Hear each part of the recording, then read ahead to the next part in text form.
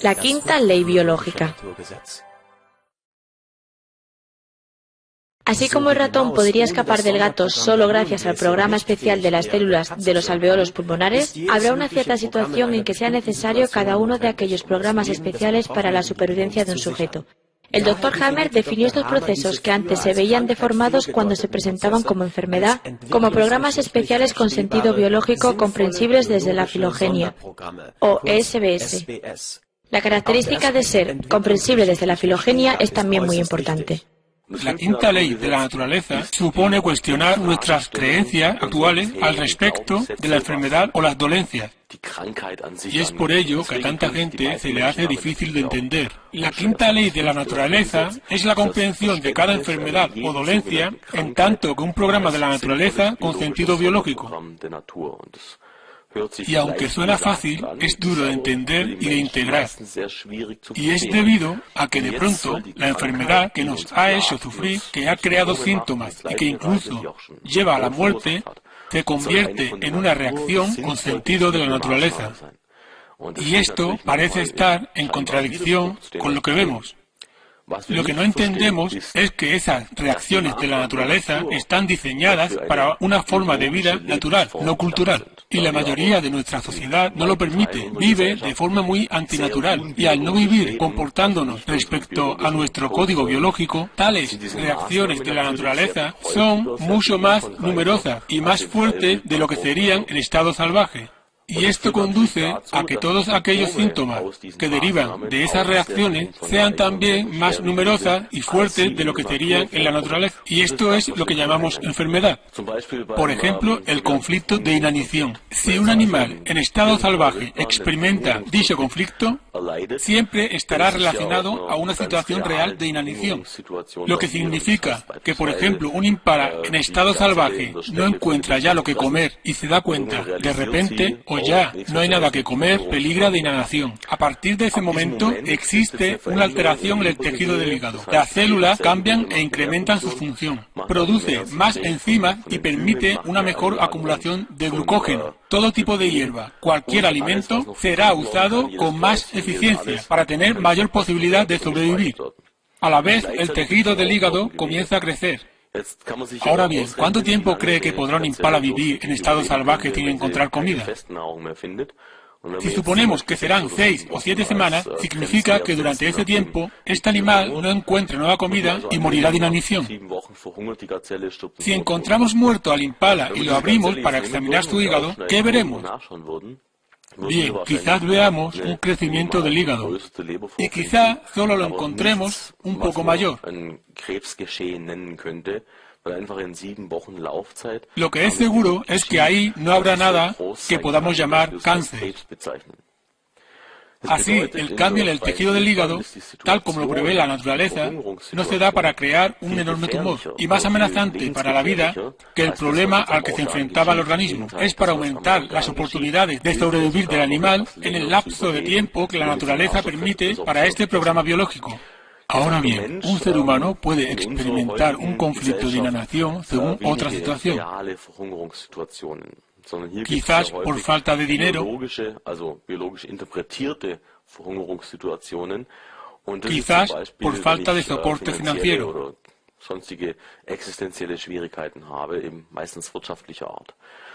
La gran diferencia es que si te falta dinero, si estás en la ruina, no morirás de inanición en 6 o 7 semanas.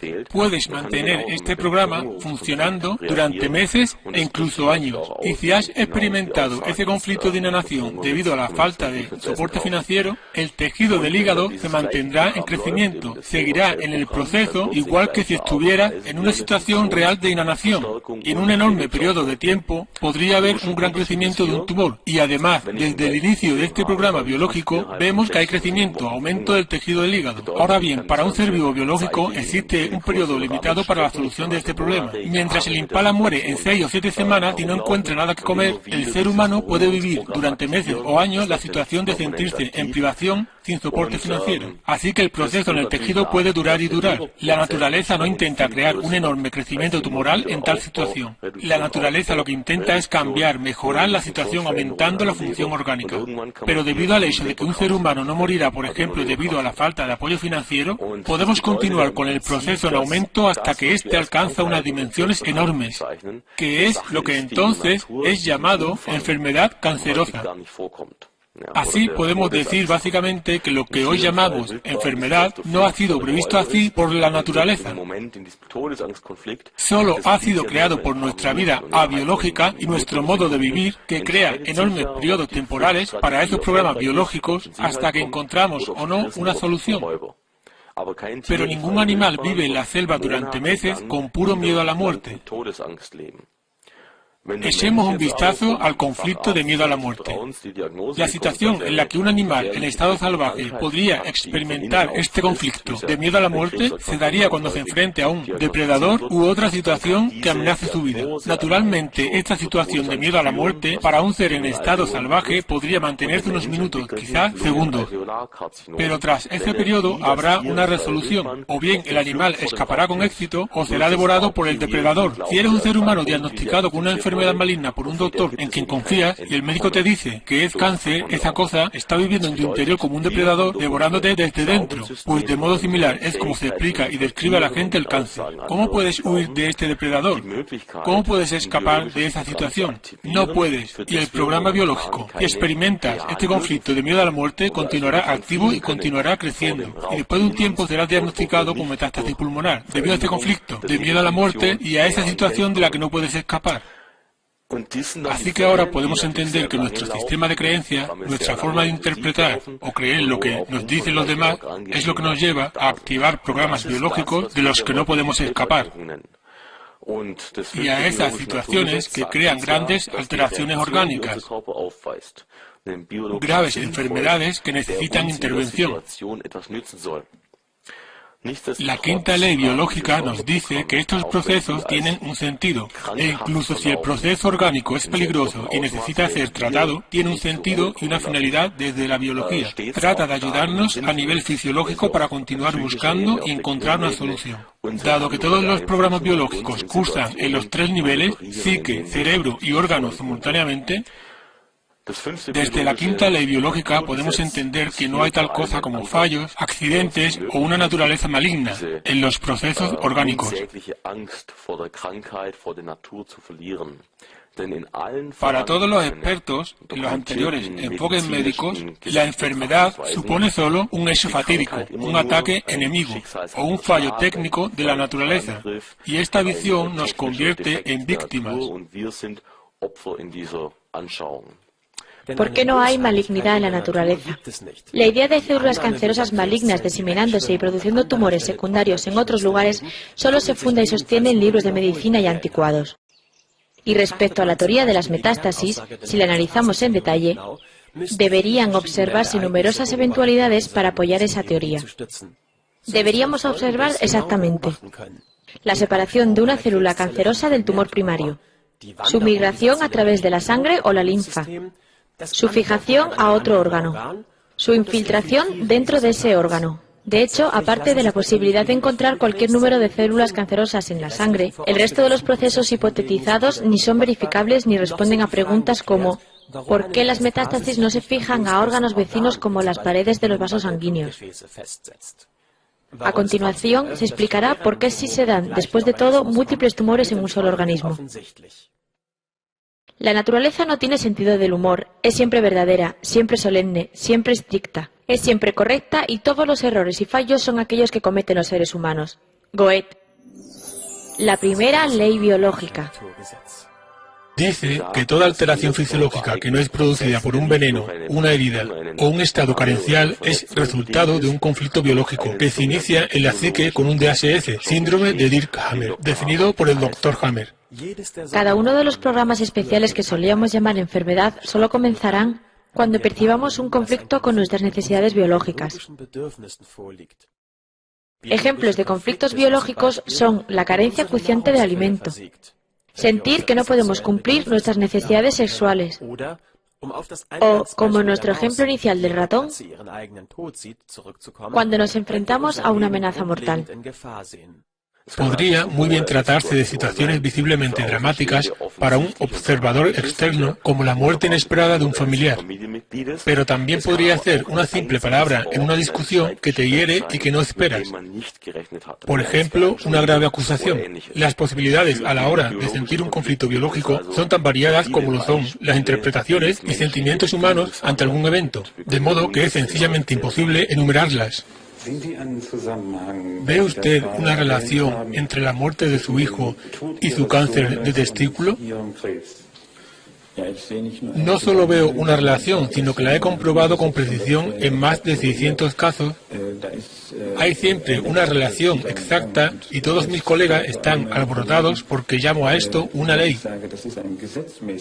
Pero en cada uno de los casos, cuando los hallazgos histológicos son exactos, puede comprobarse esta relación.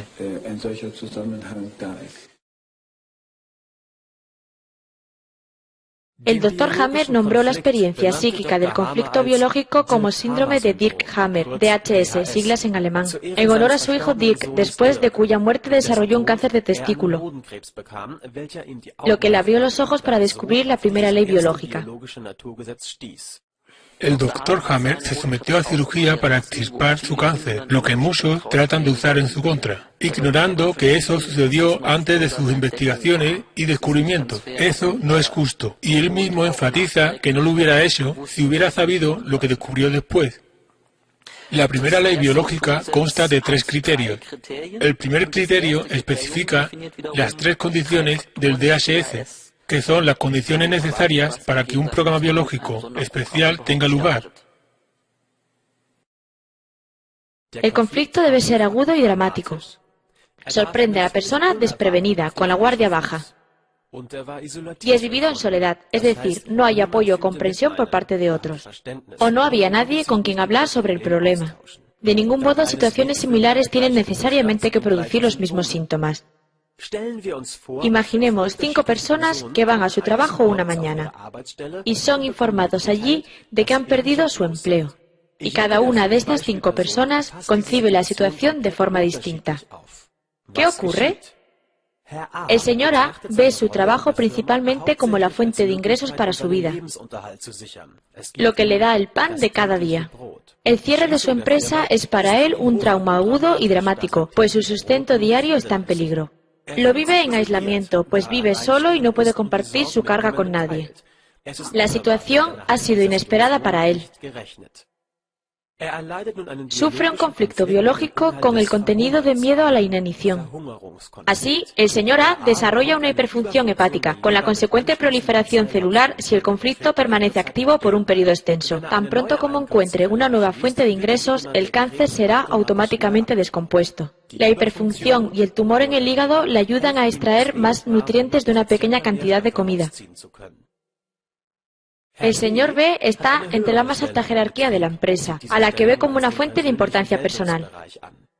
Es donde él decide y dirige. En términos biológicos, es su territorio. El cierre de la empresa es un shock agudo y dramático para él, pues toda su autoridad ha desaparecido de pronto. Sin su puesto en la empresa, es un don nadie. Además, vive la situación en aislamiento, pues nadie que no haya vivido su experiencia puede entender y compartir sus sentimientos. El cierre, en este caso, fue además inesperado. Sufre un conflicto biológico de pérdida de territorio. Sus arterias coronarias se ensanchan y pueden llegar a sentir pinchazos dolorosos en el pecho. Esto le provee mejor oxigenación del corazón y con ello más energía para recuperar el territorio. Tras la resolución del conflicto, desarrollará bradiarritmia, un tipo particular de afección cardíaca. Puede dar lugar a un infarto. El señor C siempre se identificó con la empresa, mostrándose orgulloso cuando era próspera y perdiendo autoestima en los tiempos de crisis. El súbito cierre de la empresa cae sobre él como una devastadora derrota, en especial porque no había sido informado a tiempo. Sufre un conflicto de desvalorización central. Soy un perdedor. El señor C experimenta disminución celular en la columna vertebral. Tras resolver el conflicto, comenzará la restitución en las vértebras o discos intervertebrales, causándole dolor de espalda por un tiempo. El señor D ve ese trabajo como mera fuente de ingresos extra. Su gran familia le mantiene. Para él, su territorio no es su lugar de trabajo, sino más bien su vida familiar. Así pues, el cierre de la empresa no es un trauma agudo o dramático para él. Aun siendo vivido en soledad e inesperado, no sufre ningún conflicto, pues el aspecto de grave o dramático no está presente. Para el señor D, ningún programa especial necesita activarse.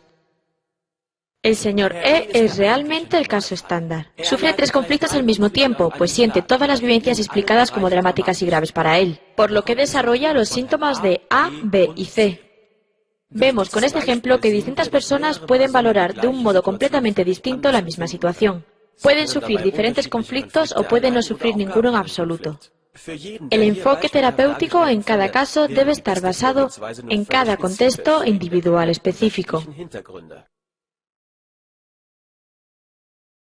Desde luego, esas solo eran 3 posibilidades de interpretar la situación. Miedo a la inanición, pérdida del territorio y autodevaluación. Pero hay un incontable número de otras interpretaciones posibles. Es un asunto enteramente personal. No hay una regla general. Por ejemplo, la liberación de adrenalina es obligatoria en cualquier conflicto. Esto supone una hiperfunción de la glándula adrenal. Es decir, hay muchos programas que comienzan ante cualquier conflicto porque son siempre eficaces. Es algo sabido por todo el mundo. Cuando experimentamos cualquier pequeño conflicto, la frecuencia cardíaca se incrementa inmediatamente. Esto también es un programa especial. Así que no se dispara un solo programa por cada conflicto, sino que siempre hay varios. El segundo criterio determina qué programa especial en concreto será activado en cada clase de vivencia o qué tipo de interpretación de una situación es necesaria para activar cada programa. Desde luego, esto tiene que ver, entre otras cosas, con el papel de cada órgano en concreto, que será el que debe actuar con más eficacia bajo el programa especial. En algunos órganos esta conexión es obvia. El hígado intensifica su función en un conflicto de nutrición. La vejiga está implicada en el marcaje del territorio propio. O bien, en el caso de la piel, los conflictos tienen que ver con sentir, tocar, mantener el contacto con otros, pero no es tan obvio para todos los órganos. Hace un momento hemos puesto el ejemplo de 5 personas que ante la pérdida de su trabajo reaccionan de forma totalmente distinta. Ahora veamos un ejemplo del caso opuesto. Distintas personas experimentan situaciones diferentes, pero las interpretan del mismo modo. Consideramos 3 personas. Un hombre que intenta decorar su oficina, pero su jefe se lo prohíbe. Un niño pequeño que trata de encerrarse en su cuarto, pero su papá no se lo permite, pues la familia le tiene prohibido quedarse encerrado. Finalmente, un adolescente cuya madre está constantemente entrometiéndose en sus aventuras amorosas, de modo que no puede tomar sus propias decisiones sin que su madre se inmiscuya. Los 3 tienen algo en común. Sufren ocasionalmente inflamaciones de vejiga. El aspecto común a los 3 en su vivencia del conflicto es el marcaje de sus respectivos territorios. A cada uno de ellos se le impide marcar o delimitar su territorio. El hombre no puede arreglar su oficina para hacerla su territorio. El niño no puede encerrarse en su cuarto para delimitar su propio reino, pues el padre se opone. Y en la adolescente vemos la manifestación femenina de este conflicto de marcar el territorio. Está menos preocupada por marcar el territorio externo y más por su identidad personal y por poder tomar sus decisiones. No puede establecer fronteras entre ella y su madre. En esencia, tenemos la misma percepción de conflicto en todos ellos, aunque parezcan situaciones tan distintas. Esto es difícil de entender al principio. Más difícil aún es caracterizar cada contenido conflictivo de una forma que todos podamos encontrar útil. Muchos principiantes están decepcionados con la tabla científica del Dr. Hammett, porque es bastante más difícil de emplear de lo que uno esperaría. No puedes sencillamente buscar ahí cualquier conflicto. Es claramente distinto. Otro descubrimiento importante es que desde el momento del shock, el programa especial es activado simultáneamente en los 3 niveles de psique, cerebro y órgano. Es un malentendido común que la psique activa los programas especiales, cuando de hecho el conflicto es percibido por todo nuestro organismo de forma integral, causando síntomas en los 3 niveles.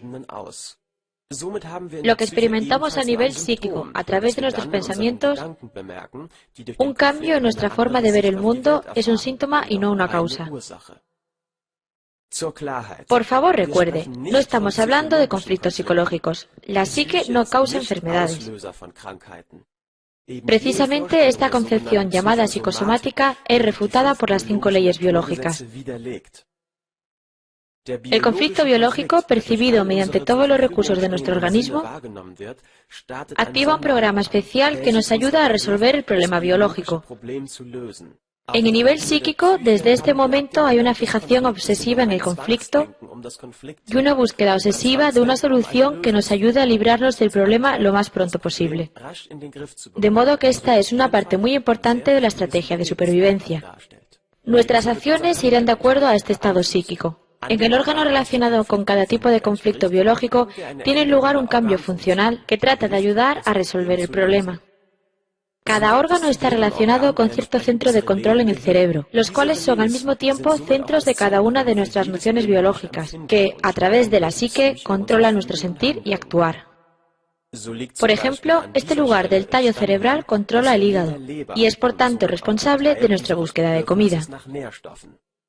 Este punto en el cerebelo controla las glándulas mamarias y con ellas la necesidad de alimentar a las criaturas aún indefensas.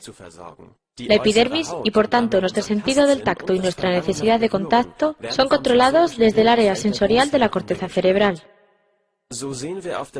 En el nivel cerebral, en el centro de control del órgano respectivo, vemos una estructura circular llamada foco de Hammer. Este foco de Hammer consiste en una forma de anillos concéntricos que solo puede verse en una tomografía computerizada realizada sin agente de contraste, pero incluso esto requiere varios años de entrenamiento. No pueden verse en una resonancia magnética. Cuando pueden verse claramente, la medicina convencional los descarta como artefactos técnicos, errores del aparato. La estricta sincronía entre los 3 niveles permite hacer deducciones concluyentes a partir de los datos de un nivel respecto a los otros 2. Un lector entrenado de tomografías puede, mediante su revisión, decir qué condiciones psíquicas y orgánicas ha tenido una persona, por cuáles pasa ahora mismo y, en algunos casos, cuáles deben esperarse en el futuro. De modo que si en el centro cerebral para los alveolos pulmonares se ve un foco activo en una tomografía, se puede concluir con certeza que la persona ha incrementado su capacidad respiratoria, puede que con proliferación de las células alveolares, y que la persona está lidiando con un conflicto no resuelto de miedo a la muerte. Paralelamente, desde un síntoma orgánico específico, se pueden predecir los sentimientos y el estado cerebral de la persona. Los terapeutas experimentados pueden incluso extraer conclusiones sobre el estado orgánico y cerebral desde una anamnesis psíquica. Es natural que el nivel psíquico sea el más complicado de evaluar, pues depende, entre otras cosas, del estado mental de la persona y de su disposición a hablar de sentimientos íntimos. En cualquier caso, se pueden realizar predicciones perfectas a partir de una tomografía para los niveles orgánico y psíquico, siempre que los dispositivos adecuados estén disponibles. Lo he abandonado casi completamente, pues debido a mi experiencia en mi trabajo de enfermera, cuando veo un paciente enfrente mío, sé lo que está ocurriendo. Así, como regla general, no necesito una tomografía. Después de todo, creo que es fantástico decir que podemos hacer lectura de tomografías, pero es generalmente sobrevalorado.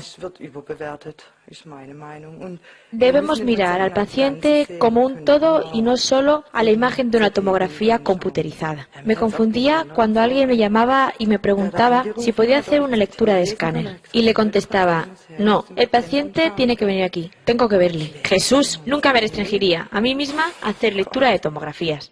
Los 3 niveles son inseparables entre sí. El sentimiento de pena, de miedo, etc., dependiendo del conflicto biológico específico, no es la causa de la alteración orgánica correspondiente. Es una consecuencia del conflicto. Los cambios psíquicos son parte de la estrategia natural para hallar una solución, pues todos los pensamientos orbitan en torno al problema. Ejemplo, el hígado en los 3 niveles.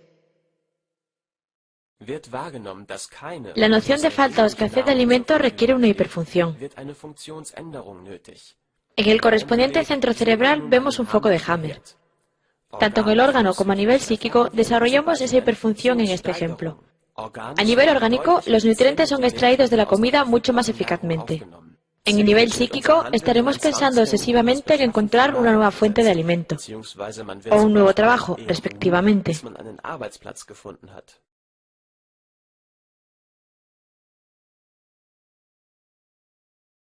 Un trivial ejemplo del día a día. Imagine morder este ácido y jugoso limón. Inmediatamente notará un incremento de la producción de saliva. Si ese es el caso, entonces en este momento tiene cáncer. Se da un conflicto con relación al funcionamiento normal. En este caso, se reconoce que no hay suficiente saliva en la boca para una fruta tan ácida. Las glándulas salivales reaccionan inmediatamente con un incremento de su función. Si, por ejemplo, experimento que no puedo conseguir el bocado y el bocado es siempre algo necesario o muy útil para mi supervivencia, esto afectará la amígdala derecha o la glándula salival derecha. Si puedo resolver la situación, quizá en el plazo de unas horas, esto solo llevará al incremento de la secreción de enzimas para poder engullir el bocado más fácilmente. Si puedo mejorar la situación, cuando resuelva el conflicto o la situación se nivele por sí misma, el proceso se modificará y tendré una ligera inflamación en la zona, con la boca un poco seca en ese momento, y entonces el proceso habrá finalizado. Si no puedo resolver el problema durante mucho tiempo, o si es un conflicto recurrente que siento una y otra vez, esto incrementará el crecimiento y funcionamiento, cambios en la célula, cambio de la histología, y que finalmente se verá como lo que llamamos carcinoma de amígdala. Desde luego, esto no puede pasar con la comida normal. Pero si se trata de algo que percibimos biológicamente como comida, por ejemplo, si la consideramos vital, puede ocurrir así. Así que la cuestión no es si se produce solo un cambio funcional o si hay un crecimiento tumoral, una situación cancerosa. La clave que define esto es solo la intensidad y la duración del mismo proceso. Así que sería incorrecto decir que un determinado conflicto cause ciertos síntomas, lo cual aún no es bien comprendido por mucha gente. En primer lugar, se requiere que la situación sea dramática para la persona. Cómo es interpretada la situación y la duración del conflicto también es decisiva. En un conflicto a corto plazo no puede haber un proceso orgánico notable, pero por el contrario podemos hacer afirmaciones exactas y seguras a partir de un síntoma concreto claramente reconocible, que en cualquier caso debe haber sido precedido por el conflicto correspondiente. Pero no es así a la inversa. No podemos decir, se dio este conflicto, luego deberá presentarse este síntoma. Esa conclusión podría ser correcta, pero no necesariamente. Pero viceversa, sí podemos sacar conclusiones con las leyes naturales. A menudo hay que entender que un órgano no es monolítico. Observemos el pecho como ejemplo. Este consta de diferentes partes y tejidos. Glándulas mamarias, conductos mamarios, tejido adiposo, corium, dermis, epidermis. Evitemos por ello expresiones inadecuadas como cáncer de mama.